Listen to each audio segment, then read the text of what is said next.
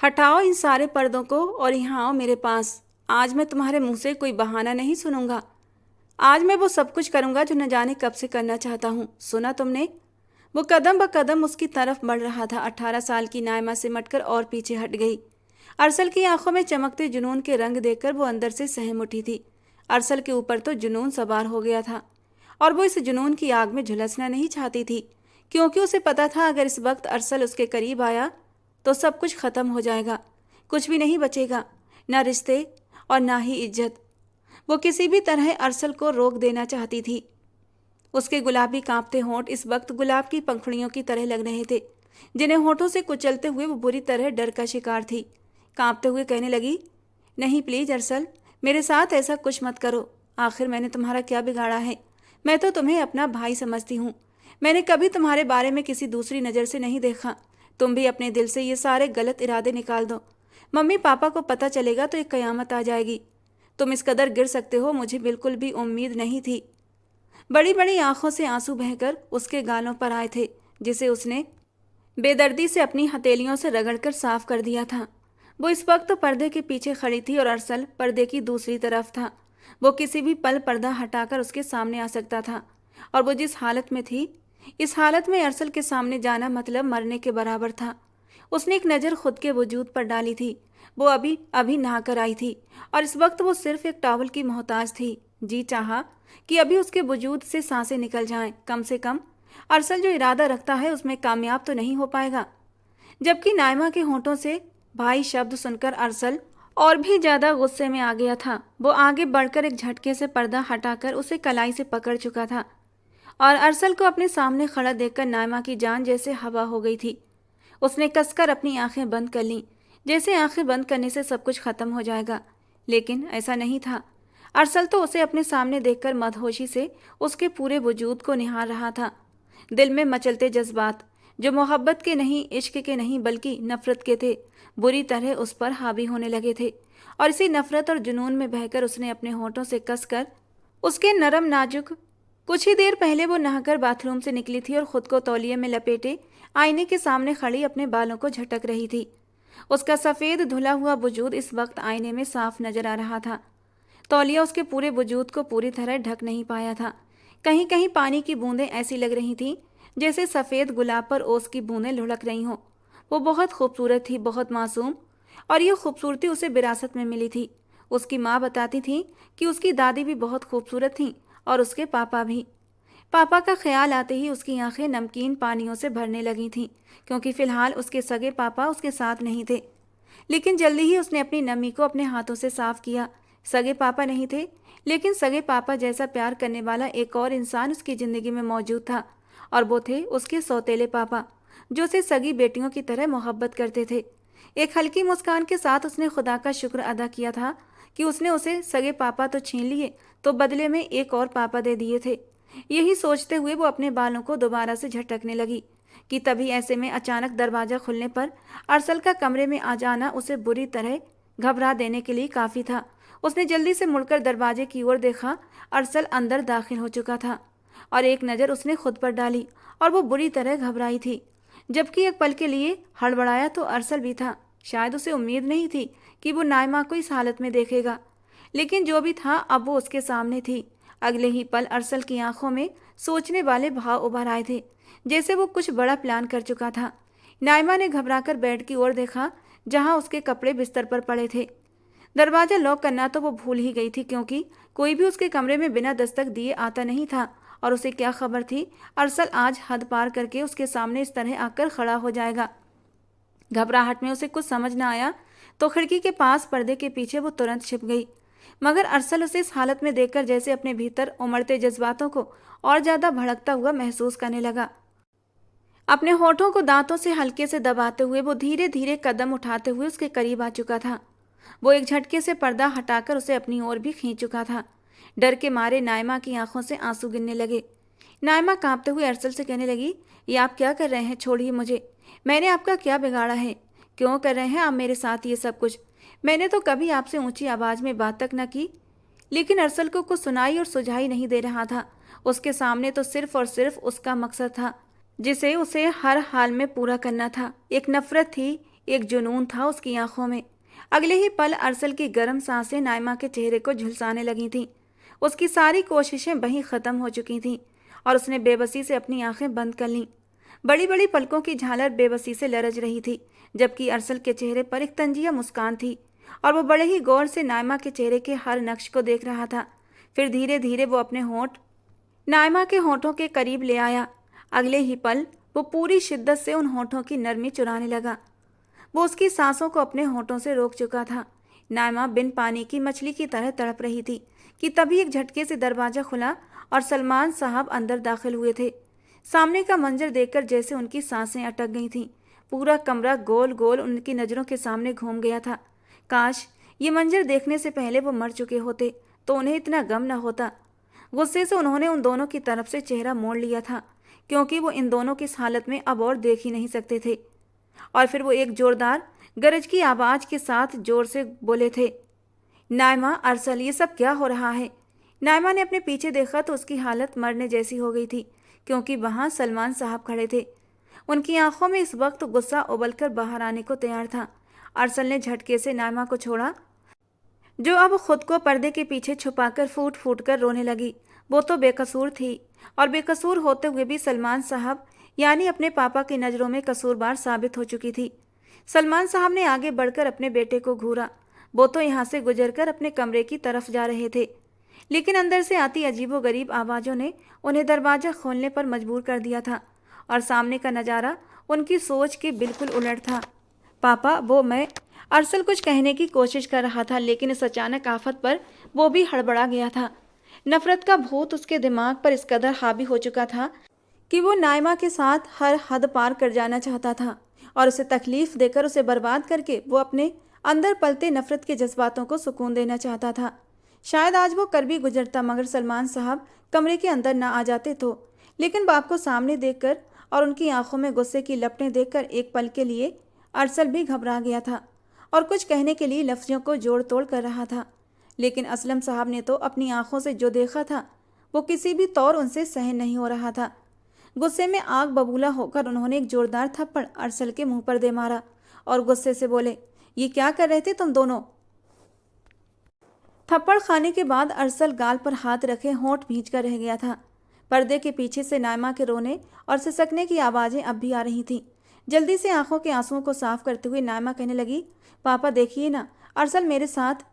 लेकिन इससे पहले वो अपनी बात पूरी करती, अरसल अपने गाल को सहलाते हुए जल्दी से बोला, पापा, आपने कुछ देर पहले जो देखा वही सच है। मैं मानता हूँ आपके लिए सच को स्वीकारना थोड़ा मुश्किल है, लेकिन सच्चाई यही है कि मैं और नाइमा एक दूसरे को पसंद करते हैं।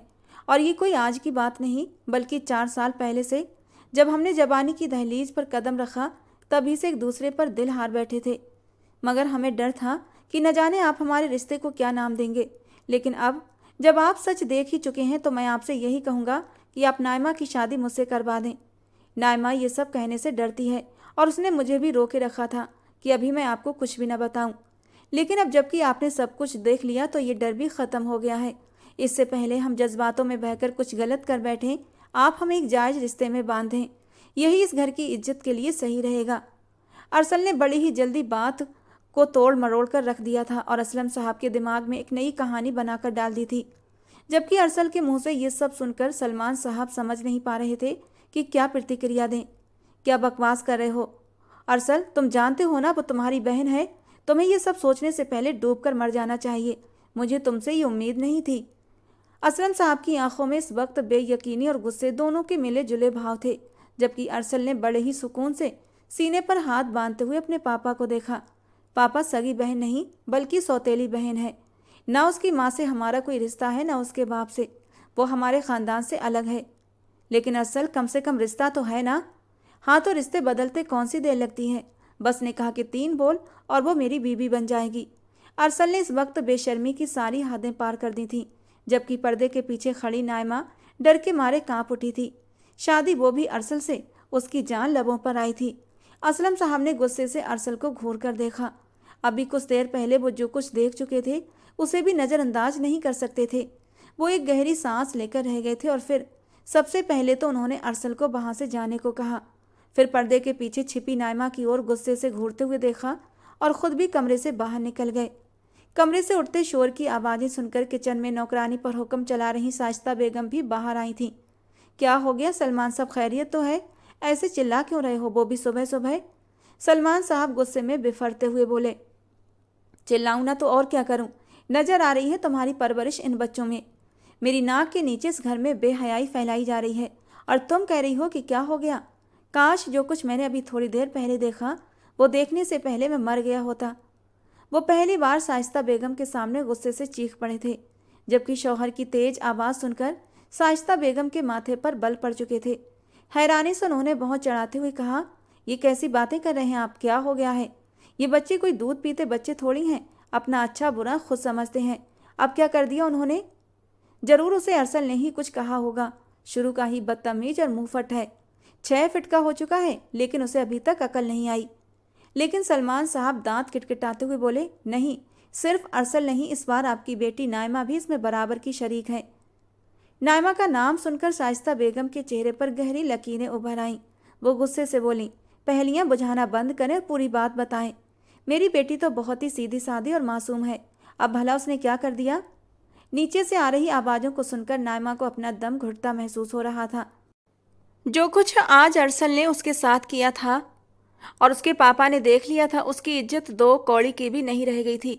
उसका जी चाह रहा था चीखें मार मार कर रोए। रोते सिसकते हुए उसने जल्दी से कपड़े पहने और नीचे आई और रोते हुए अपनी माँ से लिपट गई। गिड़गिड़ाते हुए कहने लगी, मामा प्लीज़ मुझे बचा लीजिए, इसमें मेरी कोई गलती नहीं है। अरसल ने मेरे साथ ज़बरदस्ती की। वो मुझ पर झूठा इल्ज़ाम लगा रहा है। मैंने तो आज तक उसे अपना बड़ा भाई ही माना है।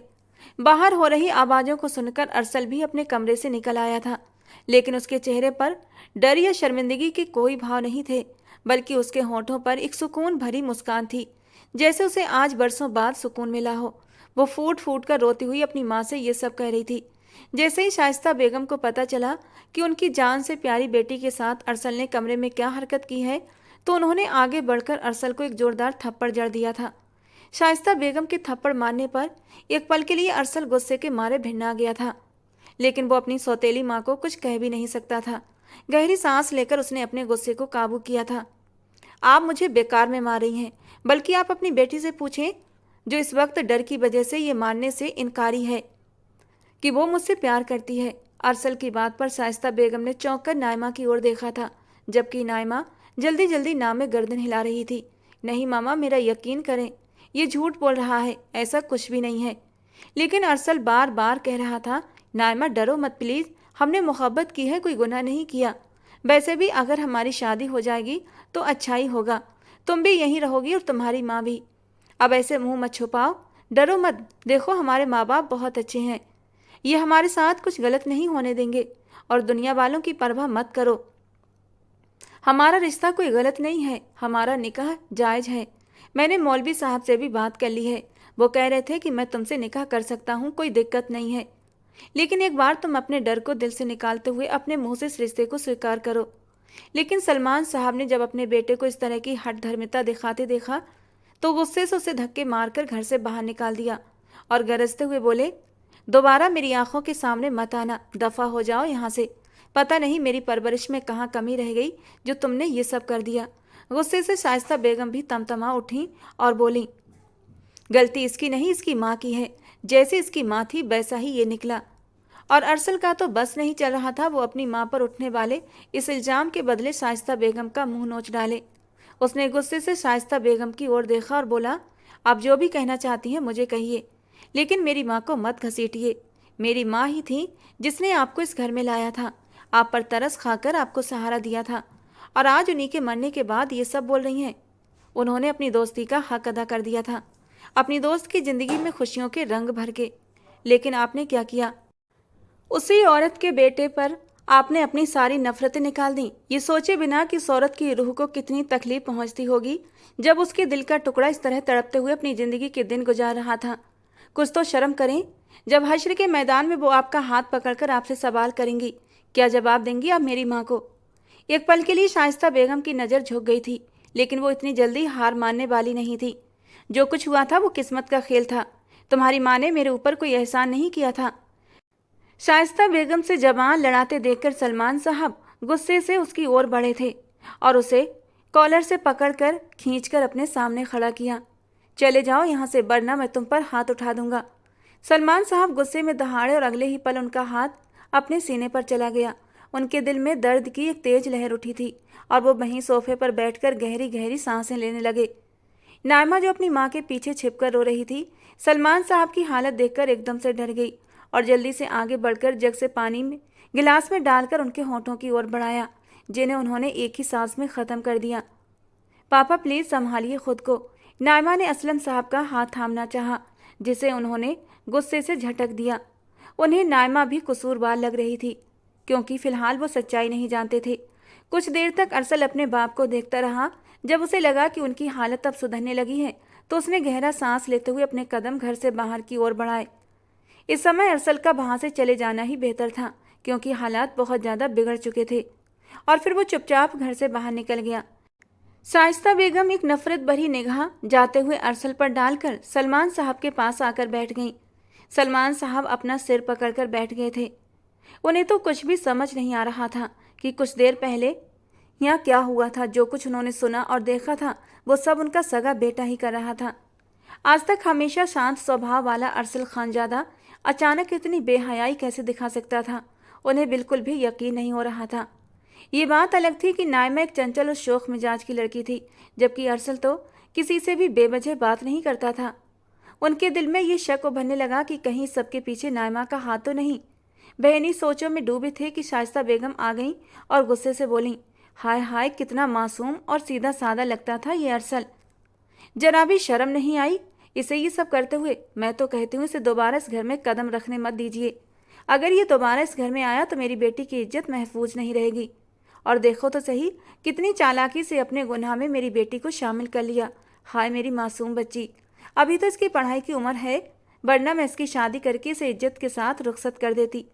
लेकिन इस लड़के के जज्बात को ज़्यादा ही उबाल मार रहे हैं, जो उसने मेरी बच्ची की इज्जत पर हमला कर दिया। मुझे तो शुरू से ही इस पर शक था।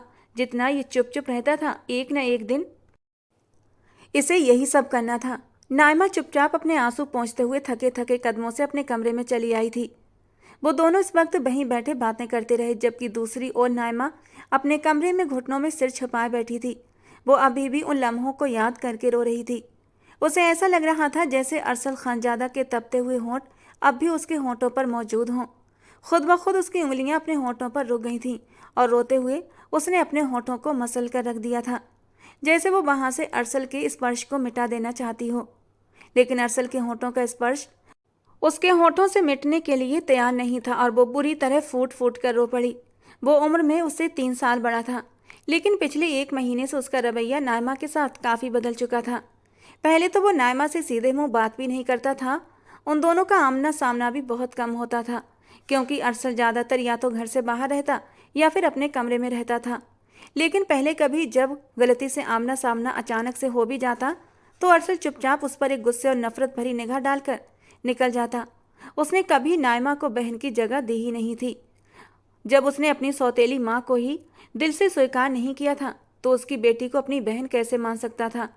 वो बचपन से ही इन दोनों माँ बेटी से नफरत करता था। लेकिन पिछले 1 महीने से अचानक ही अरसल की नज़रें नायमा पर बदलने लगी थीं। और ऐसा क्यों था? इसके पीछे कौन सा बड़ा राज छिपा था? मासूम सी नायमा इस राज से अनजान थी। नायमा नहीं जानती थी कि ऐसा क्यों हो रहा है, लेकिन आज तो अरसल ने हद ही पार कर दी थी। अभी वो यही सब सोच रही थी कि उसके फ़ोन पर नोटिफिकेशन आया। उसने अपनी आंखों के आंसू पोंछे और व्हाट्सएप खोला, तो सामने ही अरसल खानजादा के नंबर से कुछ तस्वीरें चमक रही थीं और उन्हें देखते ही उसका पूरा वजूद सुन्न पड़ गया। उन तस्वीरों में वो किसी लड़के के साथ थी और इस कदर करीब थी कि नायमा बुरी तरह घबरा गई। उन तस्वीरों के साथ साथ ही एक वॉइस नोट भी था। अरसल की हंसी सुनाई दी, स्वीटहार्ट, अभी जाओ और मेरे पापा से कहो कि कमरे में जो कुछ हुआ वो हम दोनों की मर्जी से हुआ था, कुछ भी तुम्हारी मर्जी के खिलाफ नहीं था। और ये भी कहो कि तुम मुझसे शादी करना चाहती हो। अगर तुमने ऐसा नहीं किया तो मैं तुम्हारी ये तस्वीरें वायरल कर दूंगा। नायमा को ऐसा लगा जैसे उसकी रगों से खून निकल गया हो। कॉलेज में भी उसने आज तक किसी लड़के से दोस्ती नहीं की थी। फिर पता नहीं कौन था जिसने बेहुदा तस्वीरें एडिट करके उसे धमकाने की कोशिश की थी। उसने जल्दी ही उन तस्वीरों को दोबारा देखा कि शायद उन तस्वीरों में मौजूद लड़का उसे याद आ सके, कि वो उससे कम मिली थी, लेकिन वो लड़का कोई अनजान लड़का था। रोते हुए उसने कहा, आप क्या चाहते हैं? ये सब जो आप कर रहे हैं, प्लीज़ ये मत करें। लेकिन अरसल बोल चुका था, आधे घंटे के अंदर अंदर मुझे वापस घर आना है। अगर जरा भी गड़बड़ की तो फिर देखना मैं क्या करता हूँ। नाइमा बुरी तरह सहम चुकी थी। अगर उसकी इज्जत सरेआम नीलाम हो जाती तो क्या होता? आज भी उसे उसके मरहूम बाप के नाम से ही याद किया जाता था। सलमान साहब ने भले उसे अपनी बेटी की तरह पाला था, लेकिन आज भी दुनिया उसे नाइमा इफ्तिखार के नाम से ही जानती थी और इज्जत देती थी, और वो अपने मरे हुए बाप की इज्जत नीलाम नहीं करना चाहती थी। इसके लिए चाहे उसे कुछ भी करना पड़ता। रोते हुए वो अपनी जगह से उठी और सीधे उस कमरे में चली गई। उसमें इतनी हिम्मत नहीं थी कि सलमान साहब से नजरें मिला सके। उसके होंठ कांप रहे थे, दोनों हाथों की उंगलियों को आपस में मरोड़ रही थी। सलमान साहब ने सवालिया नज़रों से नाइमा की ओर देखा था। उनकी नज़रों में कुछ ऐसा था कि वो अंदर से कांप उठी थी, लेकिन फिर भी उसने बोलना शुरू किया। आप सिर्फ अरसल को सज़ा नहीं दे सकते, क्योंकि इसमें सिर्फ अरसल ही नहीं बल्कि मैं भी शामिल थी। हम दोनों ही एक दूसरे को पसंद करते हैं। अरसल को आप वापस बुला लीजिए, वरना मैं भी ये घर छोड़कर चली जाऊंगी। मुझे अरसल से शादी करनी है, मैं अरसल के बिना नहीं रह सकती। आंखों में आए आंसुओं को पोंछती हुई वो एक ही सांस में ये सब कह गई थी। उसे खुद समझ नहीं आ रहा था कि वो क्या कह रही थी। बेटी के मुंह से ये शब्द सुनकर शाइस्ता बेगम जितना हैरान होती उतना कम था। वो उठकर नाइमा का बाजू पकड़कर झिंझोड़ने लगी और बोली, दिमाग ठीक है तुम्हारा? ये क्या बकवास कर रही हो? जानती भी हो तुम्हारा और अरसल का रिश्ता क्या है? नाइमा तुरंत बोली, सगा तो नहीं है ना? ये तो सब जानते हैं कि मैं और अरसल आपस में कुछ नहीं लगते हैं। पापा के जाने के बाद आपने अरसल के पापा से शादी कर ली, लेकिन मैं और अरसल, हम दोनों तो एक दूसरे से मोहब्बत करते हैं, और अभी से नहीं बल्कि बचपन से मोहब्बत करते हैं। अगर आप दोनों शादी न करते तो शायद हमें अपने रिश्ते को और अपने जज्बातों को छुपाने की ज़रूरत न पड़ती। लेकिन कोई बात नहीं, अब जबकि पता चल ही गया है तो आप इसे एक जायज़ रिश्ते में जोड़ दें। आप प्लीज़ अरसल को वापस बुलाइए और हमारी शादी करवा दीजिए। लेकिन शाइस्ता बेगम के लिए ये बात किसी भी सूरत कबूल नहीं थी। लेकिन सलमान साहब ने ये सुना तो वो सोच में पड़ गए। भले ही उन दोनों की गैर अखलाकी हरकत उनके लिए कबूल नहीं थी, लेकिन अब यही बेहतर था कि दोनों का निकाह करवा दिया जाए, क्योंकि जवान खून था। गुस्से और जज्बात में भरकर कुछ गलत कर दें तब तो और भी ज़्यादा बदनामी होनी थी। उन्होंने गहरी सांस लेते हुए नाइमा को देखा। मैं तुम्हारी बात पर गौर करूँगा, और ये कहकर उन्होंने उसे कमरे से जाने का इशारा कर दिया, जबकि शाइस्ता बेगम गुस्से से बल खाकर रह गई थीं। वो अभी कुछ कहने ही वाली थीं कि असलम साहब ने हाथ के इशारे से उन्हें चुप करवा दिया, और वो गुस्से से पैर पटकती हुई बाहर चली गईं। कुछ देर बाद ही उन्होंने कॉल करके अरसल को घर वापस बुला लिया था। अरसल के चेहरे पर एक फतेह की मुस्कान थी। उसने गहरी सांस ली, अपनी गाड़ी की रफ्तार बढ़ाई और घर की ओर आने लगा। उसके दिमाग में कई ख्याल दौड़ रहे थे। वो खुद से ही बड़बड़ाया, आखिर वो वक्त आ ही गया जब मैं एक एक बात का बदला चुन चुन कर लूँगा। उस औरत को इतनी तकलीफ़ें दूंगा जितनी उसने मुझे दी थीं, जिसने मेरा और मेरी माँ का नाजायज़ फ़ायदा उठाया था। आंखों में दर्द की लहर दौड़ चुकी थी। उसे वो मंजर याद आने लगा। आज से 8 साल पहले की बात थी। गर्मियों की एक झुलसाने वाली शाम थी। स्कूल बैन ख़राब होने की वजह से वो पैदल घर पहुंचा था। प्यास से उसका गला सूख रहा था। जैसे ही वो घर में दाखिल हुआ, उसने सामने मेज पर रखा ठंडा शरबत का गिलास उठा लिया। अभी 2 ही घूंट हलक से नीचे उतरे थे कि तभी एक जोरदार थप्पड़ उसके चेहरे पर पड़ा। सांस की नली में पानी जाने की वजह से उसे ज़बरदस्त खांसी होने लगी, लेकिन थप्पड़ों की बारिश उसके चेहरे पर लगातार होती रही। शाइस्ता बेगम गुस्से से बोली, किसकी इजाज़त से तूने जूस पिया? ये मैंने नाइमा के लिए रखा था। मेरी बेटी स्कूल से थक कर आई है, और तेरा क्या है? तू तो आवारागर्दी करके घूम कर आ जाता है। मेरी बेटी होशियार है, पढ़ती है। आगे से खबरदार जो खाने पीने की चीज़ों को मेरी इजाज़त के बिना हाथ भी लगाया। अरसल खांसता हुआ ज़मीन पर गिर चुका था। खांसी इतनी तेज़ थी कि उसके मुंह से खून निकलने लगा। फिर भी वो रोते हुए बार बार पानी मांग रहा था, लेकिन शाइस्ता बेगम ने उसे पैर की ठोकर मारते हुए कहा, तेरे साथ यही होना चाहिए, मनहूस। अपनी मनहूस माँ के साथ तू भी मर जाता तो अच्छा होता। मेरे सर से कम तेरा बोझ तो हल्का होता। इस पूरे घर पर सिर्फ मेरी और मेरी बेटी की हुकूमत रहती। मेरा बस चलता तो तेरा गला घोंट देती। इस मंजर को सोचते हुए अरसल ने अपने घर के दरवाजे पर हॉर्न दिया। चौकीदार ने दरवाजा खोला और वो अंदर दाखिल हो गया। उसके चेहरे पर एक अजीब सी मुस्कान थी। वो खुद से ही बुदबुदाने लगा, अब वो वक्त आ गया जब मैं एक एक बात का बदला लूँगा। जो तकलीफ़ मेरी माँ ने सही, उतनी ही तकलीफ़ ये औरत भी सहेगी। वो घर के अंदर दाखिल हो चुका था, चेहरे पर हमेशा की तरह मासूमियत का नकाब लिए। सलमान साहब ने उसे देखते ही पहले तो डांटा, जिसे अरसल चुपचाप चेहरा झुकाए सुनता रहा। फिर वो बोले, मैं इस जुम्मे को तुम्हारा नायमा का निकाह करा रहा हूँ। अगर नायमा खुद ना कहती तो मैं तुम्हारी ये बात कभी ना मानता। नालायक कहीं के। पता नहीं नायमा जैसी होशियार लड़की ने तुम में क्या देखा जो तुमसे शादी करना चाहती है। लेकिन याद रखना, जब तक निकाह ना हो जाता मैं तुम्हें नायमा के आसपास फटकते भी ना देखूं। मुझे तो इस बात पर शर्मिंदगी होती है कि तुम मेरा खून हो। अरसल खान के चेहरे पर जख्मी मुस्कान थी। उसने अपने बाप को देखा। उसका बाप जो आज उसके सख्त खिलाफ हो चुका था, उसके पीछे वजह कहीं ना कहीं शाइस्ता बेगम ही थी। उन्होंने अपनी बेटी को सलमान साहब की नज़रों में बहुत ऊंचा कर दिया था, लेकिन अरसल को गिराने का कोई मौका हाथ से जाने न दिया। नायमा बेहद मासूम थी, अपनी माँ की चालाकियों से बहुत दूर। जब वो इस घर में आई थी तो उसने बस सलमान साहब और फाखरा बेगम को इस घर पर हुकूमत करते देखा था। शाइस्ता और फाखरा आपस में सहेलियां थीं। बचपन से ही उनकी गहरी दोस्ती थी, ऐसी दोस्ती जिसकी मिसाल पूरा मोहल्ला और पूरा ख़ानदान दिया करता था। अगर एक को बुखार आता तो उसके गम में दूसरी भी बीमार पड़ जाती। फाखरा शाइस्ता को लेकर कुछ ज़्यादा ही टची थी। उसका दिल बहुत नाजुक था। वो शाइस्ता को हर वक्त अपने करीब रखना चाहती थी। धीरे धीरे दोनों बड़ी हो गईं, लेकिन दोस्ती और भी गहरी होती चली गई। और यूं एक दिन फाखरा के लिए सलमान का रिश्ता आया। फाखरा ने अपने घर में साफ कह दिया कि मैं वहीं शादी करूंगी जहां मैं शाइस्ता को अपने साथ अपनी देवरानी बनाकर ले जा सकूं।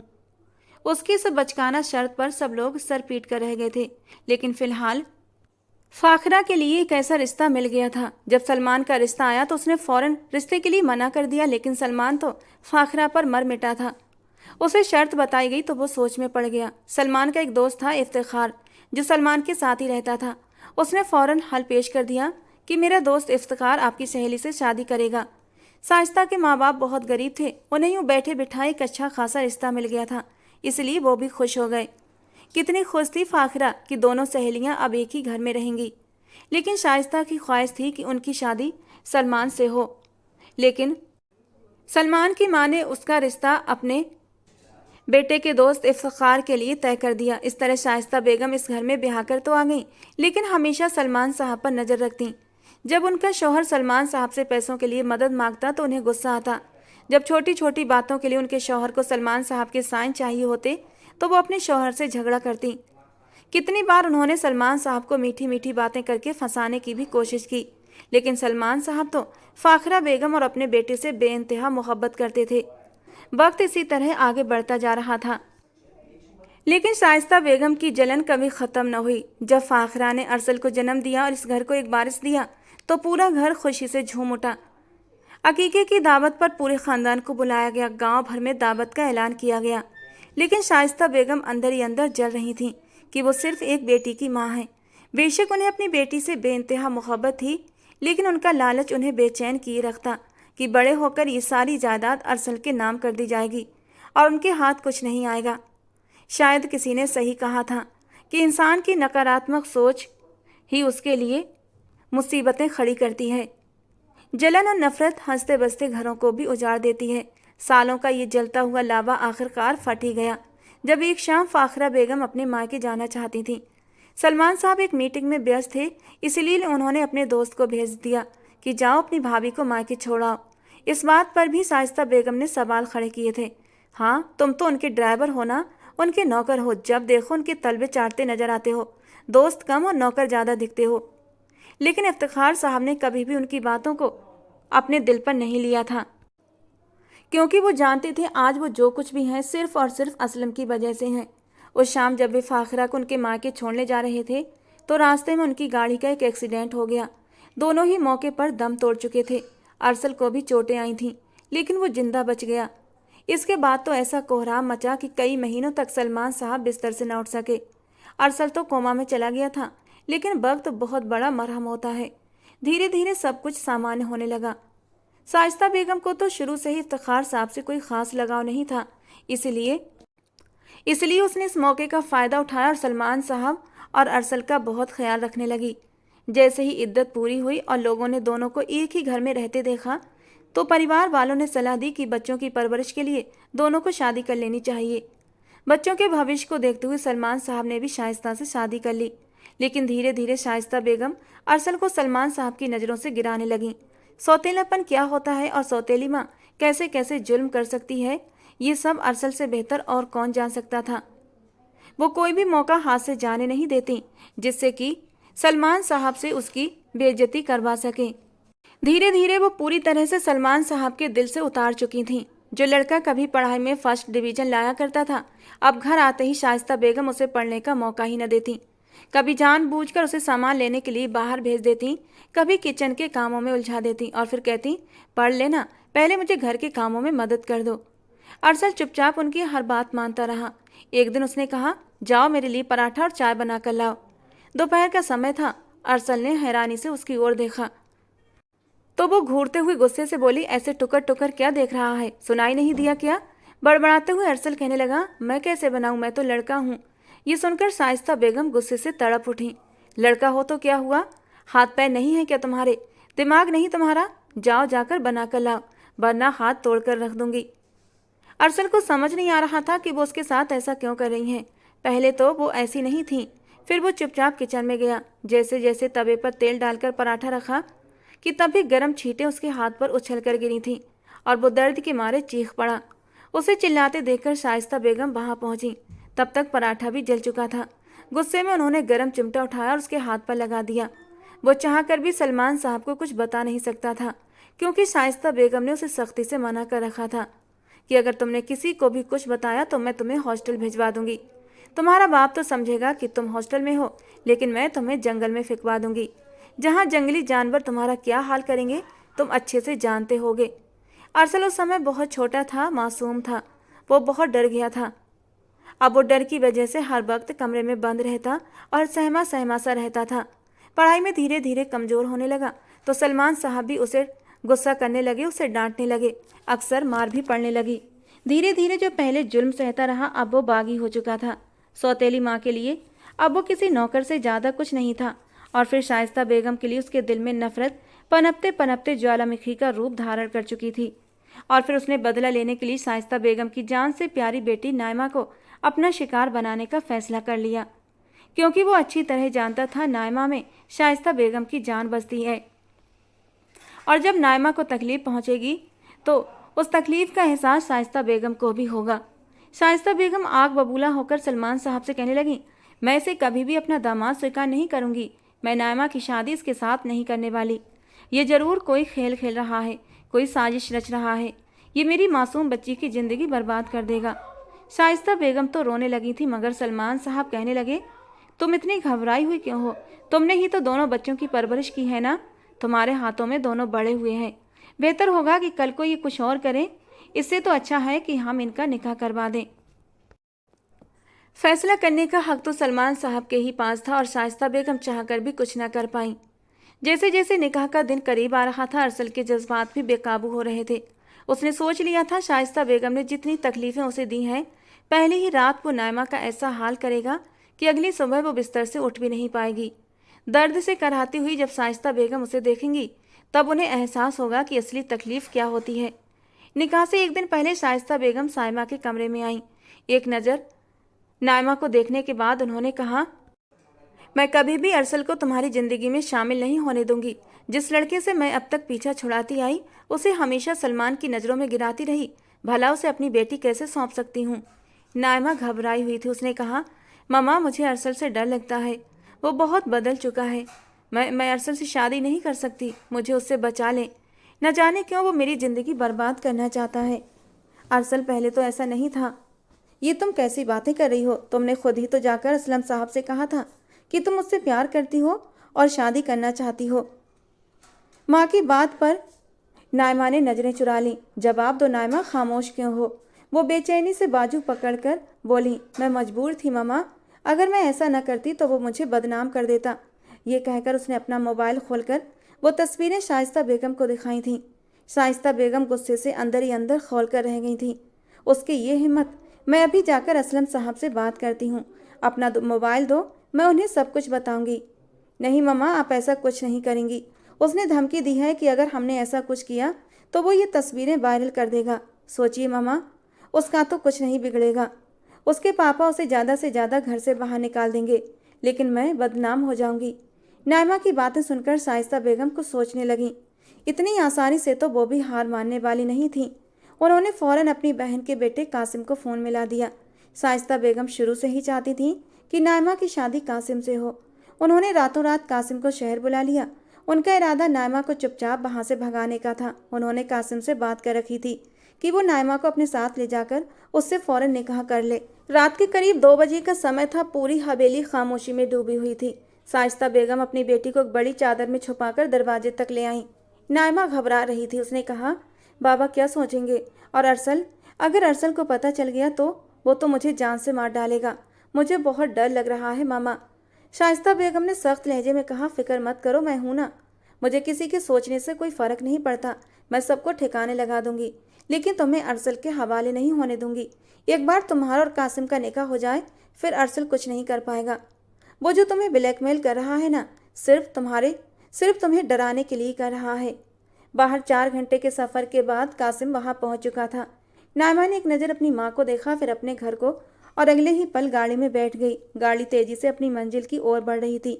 नाइमा बस यही दुआ कर रही थी कि वो जल्द से जल्द शहर पहुंच जाए। अरसल जितना उसे देखकर बेकाबू हो चुका था, वो उसकी वहशत को कभी भी सहन नहीं कर सकती थी। जब बिना शादी के ही उस पर अपनी शिद्दत निछावर करते हुए वो उसे तड़पा रहा था, तो फिर शादी की पहली रात क्या करता? यही सोचकर नाइमा का दिल सूखे पत्ते की तरह कांप रहा था। उसकी आंखों में कोई इश्क के रंग नहीं, बल्कि उसकी आंखों में सिर्फ इंतकाम जल रहा था। गाड़ी चलाते हुए अभी आधा घंटा ही हुआ था कि अचानक एक जोरदार ब्रेक लगी। रात के सन्नाटे में गाड़ी के ब्रेक की आवाज़ दूर तक गूंज उठी थी। नाइमा का सिर जोर से डैशबोर्ड से टकराया। उसे चक्कर आने लगे। धुंधली होती नज़रों से उसने देखा कि सामने गाड़ी की हेडलाइट्स लगातार ऑन ऑफ हो रही थी। कासिम गुस्से में गाड़ी से बाहर निकला, मगर कोई उससे भिड़ रहा था। नाइमा घबराई हुई थी। उसने कासिम को आवाज़ दी, लेकिन माथे से निकलती खून की धार उसकी आंखों में आ गई। अब उसे कुछ भी साफ नहीं दिखाई दे रहा था। उसे चक्कर से आने लगे थे। आंखें धीरे धीरे बंद होने लगीं, और आखिरी आवाज़ जो उसने सुनी थी वो अरसल खानजादा की थी। दर्द से उसका पूरा वजूद टूट रहा था। उसके सिर में भीषण दर्द था। जब उसने भारी सिर के साथ आंखें खोली तो खुद को एक फ्लैट में पाया। एक पल में ही उसकी आंखों के सामने सारे मंजर घूम गए थे। उनकी गाड़ी का तो एक्सीडेंट हुआ था ना, फिर वो यहाँ तक कैसे आई? वो घबराते हुए बोली। उसने कासिम को आवाज़ लगाई, कासिम, कासिम कहाँ हैं आप? लेकिन तभी एक ठंडी हंसी की आवाज़ आई। राहदारी से अरसल निकलता हुआ आया और सिगरेट का धुआं उड़ाते हुए बोला, कासिम नहीं, अरसल, अरसल खानजादा, तुम्हारा होने वाला शौहर। ये सुनकर नाइमा की रूह कांप गई। वो घबराकर खड़ी हो गई।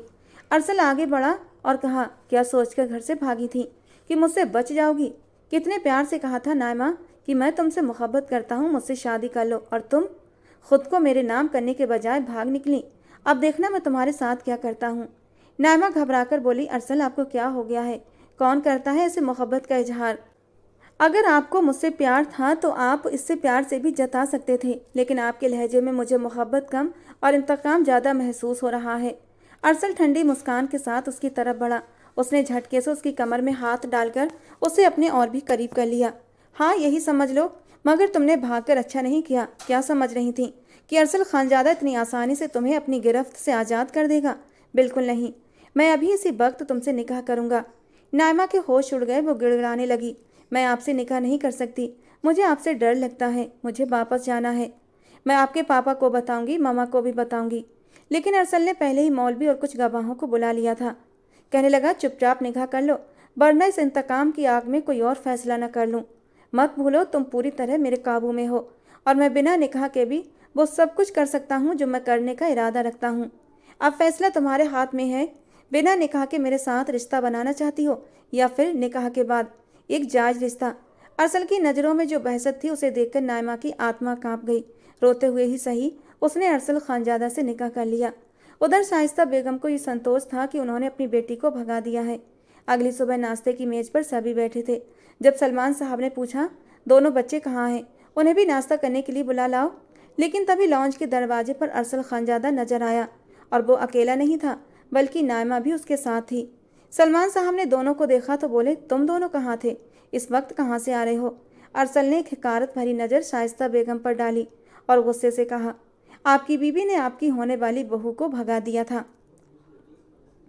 अगर मैं सही वक्त पर न पहुंचता तो ये किसी और से निकाह कर चुकी होती। सलमान साहब ने गुस्से से शाइस्ता बेगम की ओर देखा, जो अब नजरें चुरा रही थी। मेहमान तो वैसे भी निकाह के लिए बुलाए गए थे, इसलिए नायमा को दुल्हन बना दिया गया और उसी समय निकाह की रस्म भी पूरी कर दी गई।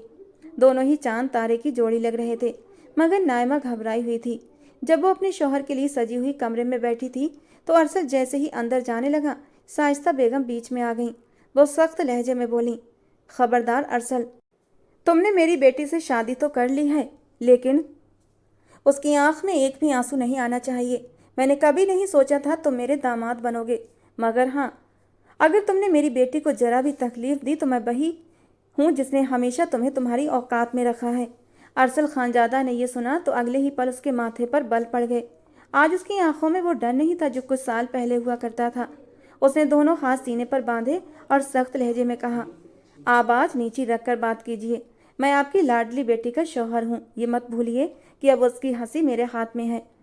वो अब मेरी जिंदगी की कठपुतली है। और हाँ, मेरे पापा को मुझसे फिर से भड़काने से पहले एक बात याद रखना कि आपकी बेटी मेरे निकाह में है। अब जितने जुल्म आप मुझ पर करेंगी वो सब सूद के साथ आपकी बेटी के साथ होगा। अब हटिए रास्ते से। ये कहकर वो कमरे में चला गया और शाइस्ता बेगम का चेहरा फीका पड़ गया।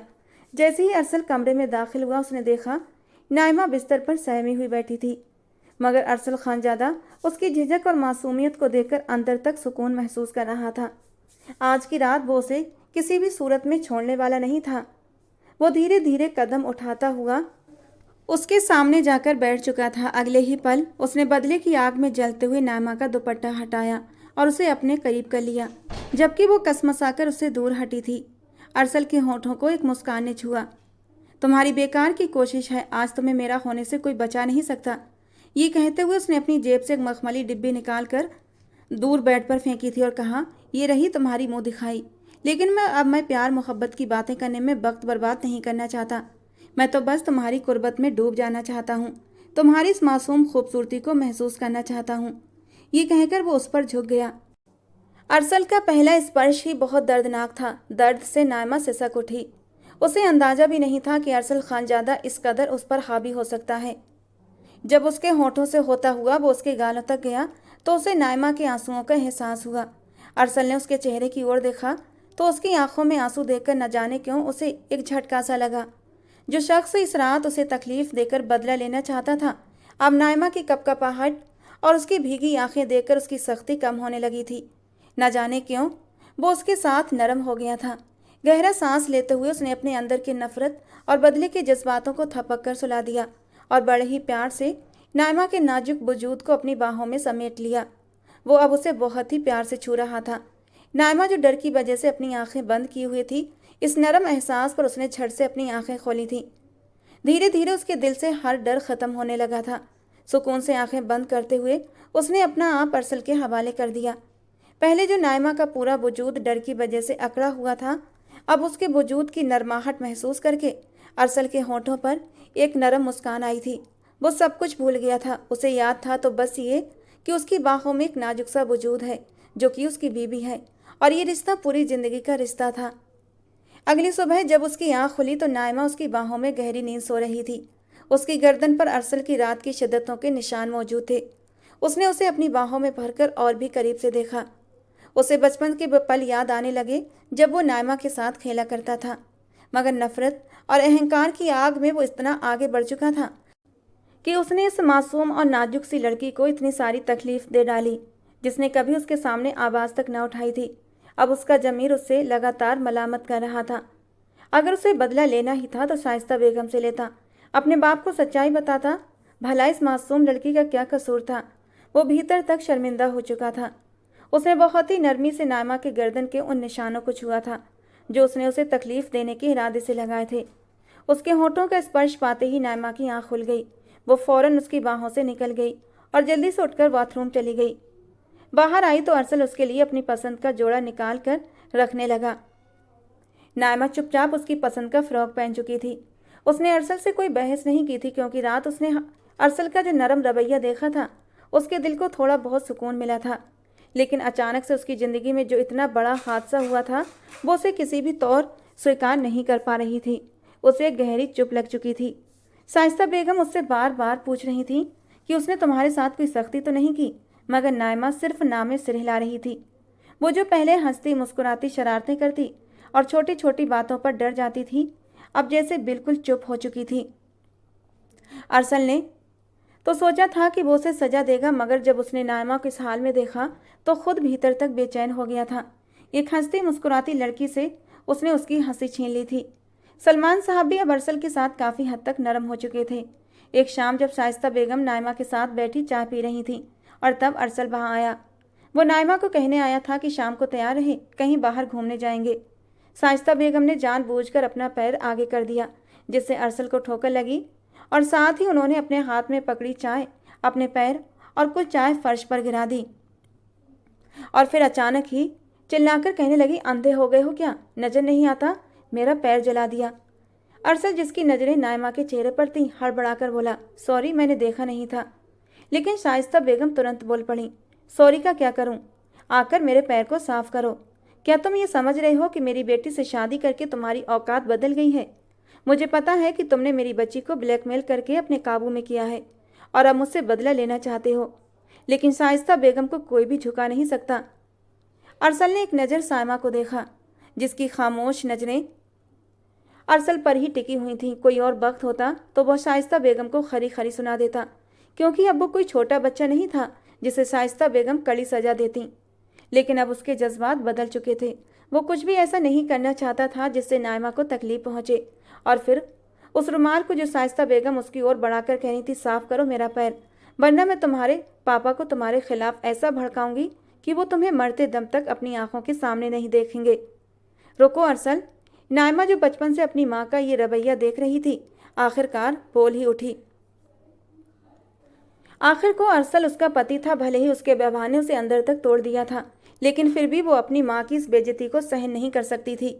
उसने झट से अपनी माँ के हाथ से रुमाल ले लिया और कहा, मैं साफ कर दूंगी।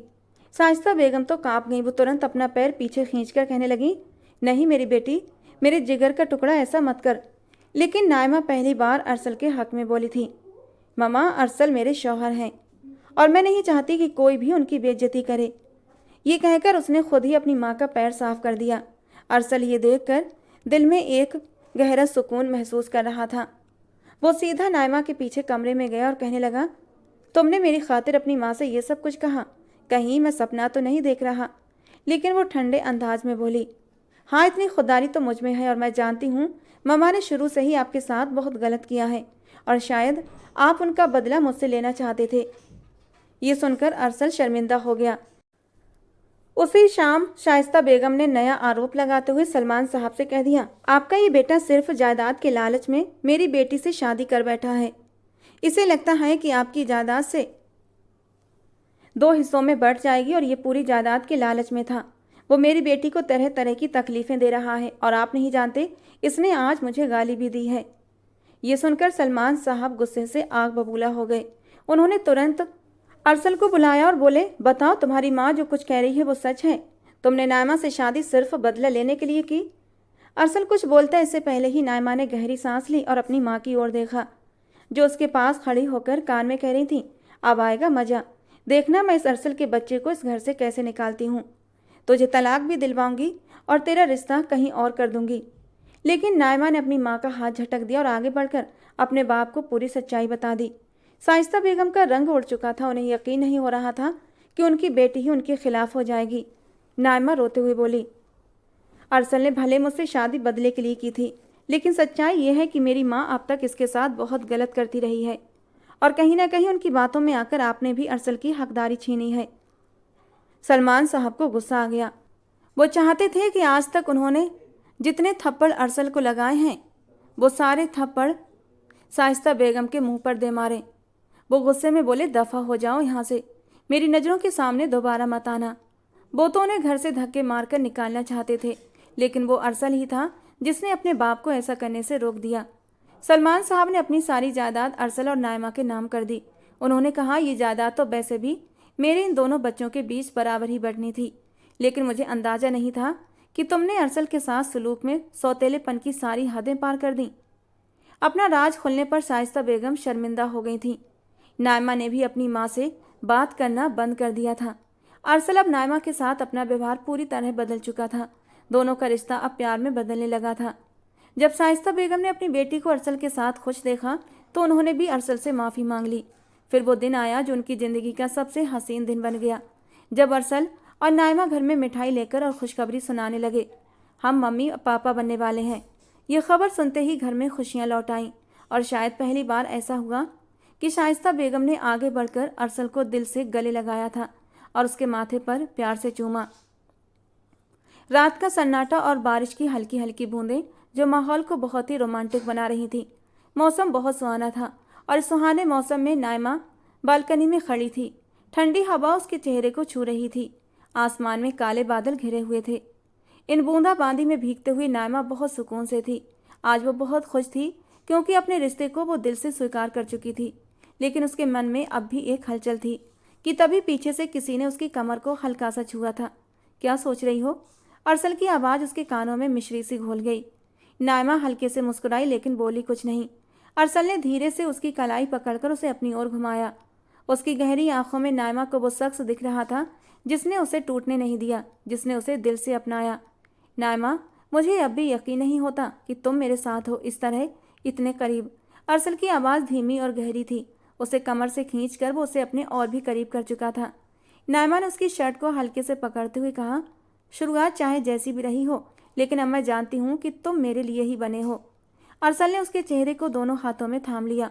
और तुम मेरी, हमेशा से और हमेशा के लिए, कहते हुए अरसल ने उसके होठों से बारिश की बूंदों को चुनना शुरू कर दिया था और धीरे धीरे वो उसके भीगे वजूद में मदहोश होने लगा। बारिश की बूंदें अब तेज हो चुकी थीं, लेकिन दोनों एक दूसरे में खोए हुए थे। अरसल ने अपनी उंगलियों से नाइमा के गीले बालों को पीछे किया और धीरे से उसके माथे पर अपने होंठ रख दिए। नाइमा ने उसके चौड़े सीने से लगकर सुकून से आंखें बंद कर लीं। मैं तुमसे प्यार करने लगी हूँ अरसल। ये पहली बार था जब उसने ये 3 शब्द कहे थे और अरसल ने उसे अपने और भी करीब खींच लिया। और मैं तो हमेशा से ही तुम्हारा था नाइमा। आज पहली बार अरसल और नाइमा को देखकर ऐसा लग रहा था कि उनकी ज़िंदगी में अब कोई दर्द नहीं, बस प्यार ही प्यार था।